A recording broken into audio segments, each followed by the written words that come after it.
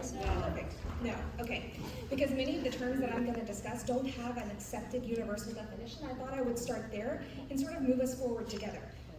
For this study, we used Dr. Christina Maslach's definition of burnout, where she says high emotional exhaustion, high depersonalization, or a low personal accomplishment defines burnout. We evaluated this in our study subjects using the Maslach Burnout Inventory, which is a 22-question self-assessment.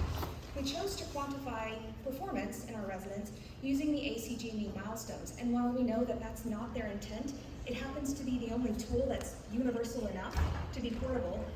It gives us a common metric that everyone sort of understands the language, and it's familiar to the trainee, to the evaluator, and to you all sitting in the audience who is the intended target. It also has the advantage of being a longitudinally designed tool, so in the future we can use it to measure changes in performance.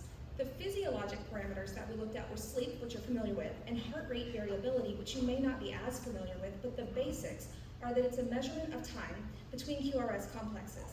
And with stress and sympathetic input, what we find is that this time period, which is usually quite variable, becomes very uniform, and you get a drop in heart rate variability. As you would expect, parasympathetic has the opposite response.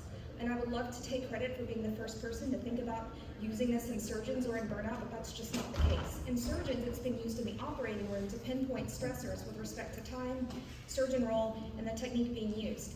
In big population studies, like the Dresden Burnout Study, they've shown that if you have a decrease in heart rate variability at time point 1, at time point 2, the subjects are reporting more burnout symptomatology with very specifically as emotional exhaustion.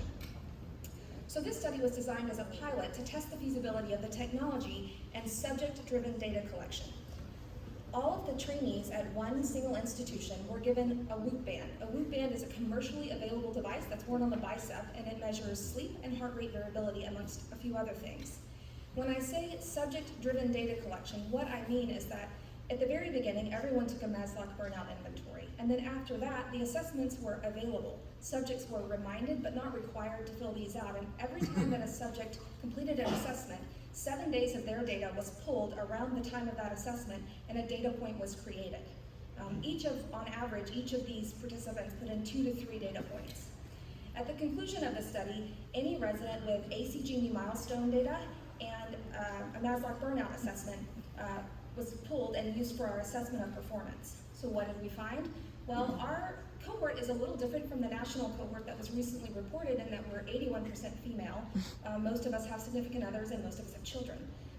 Despite that, we weren't any different with respect to, we didn't have any demographic characteristic that was associated with any dimension of burnout.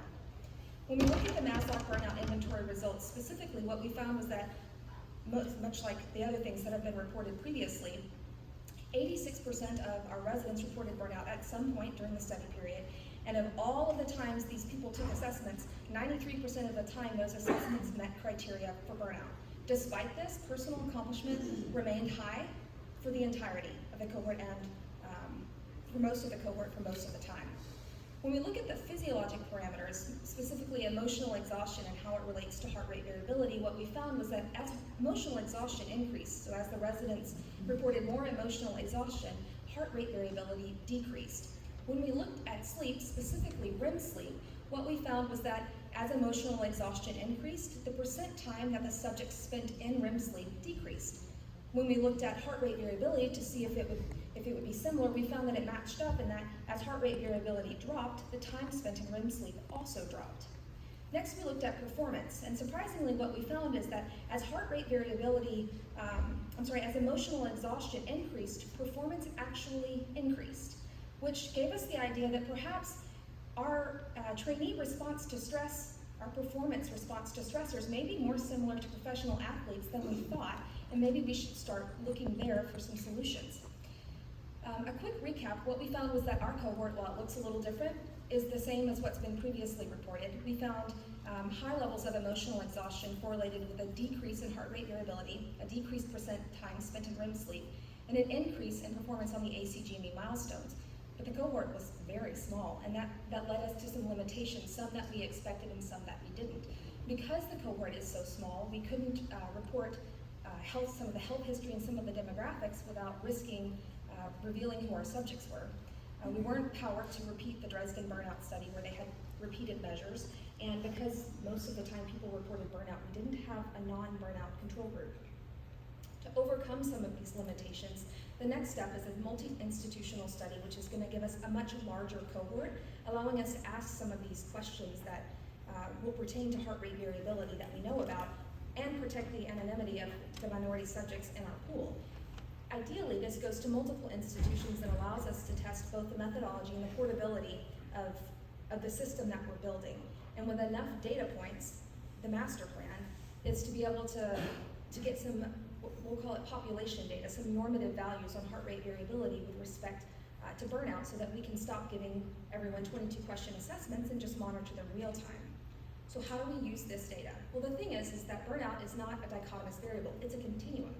And this image basically shows you what that looks like, applies the concept of a continuum to performance over time. And we divided the continuum based on the research that's been done in professional athletes with regards to the phases of burnout. If you look at it through this lens, and you take a thoracic surgery resident, we said allosteric load equals autonomy and responsibility. It's balanced with their capacity, and as that capacity and autonomy and responsibility shift, the resident moves throughout the continuum.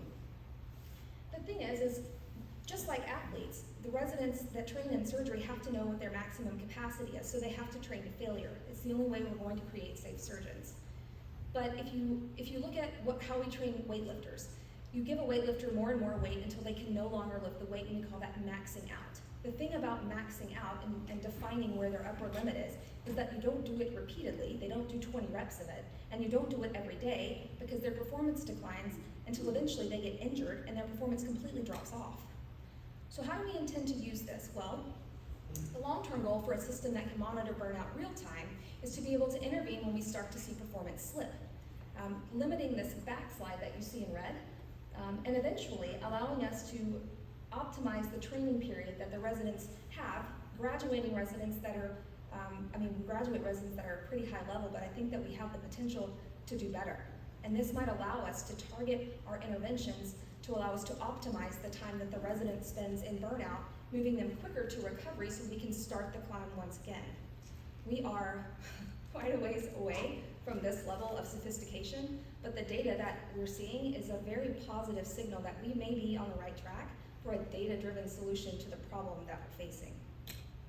And with that, thank you again for the privilege of being here. Can we ask Dr. Antonoff to lead the discussion?